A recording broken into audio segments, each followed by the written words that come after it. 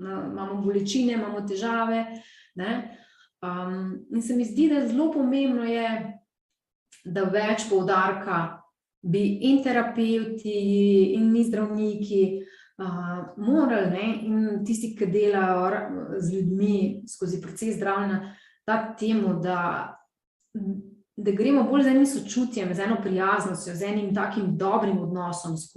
do sebe v proces zdravljenja, ne, in da se tega učimo, ne, tega stika s tem. Ker potem, ne, ko si pa bolj v srcu, ko si povezan s svojo bitjo, ko znaš biti prijazen do sebe, tudi takrat, ko, ne vem, imaš tesnobo, tudi takrat, ko se zbudiš, pa imaš bolečine spet v križu ali pa v želodcu, ne, pa ne rečeš, spet sem nekaj slabega naredila, ne, spet nisem se ne gibala ali pa sem preveč jedla, ne, ampak, draga moja, ne, tukaj sem sama sabo, prisluhniti bom šle skozi to, ne, na tak način potem zdravljenje bolj gladko steče. V vsakem primeru je pa nam lažje.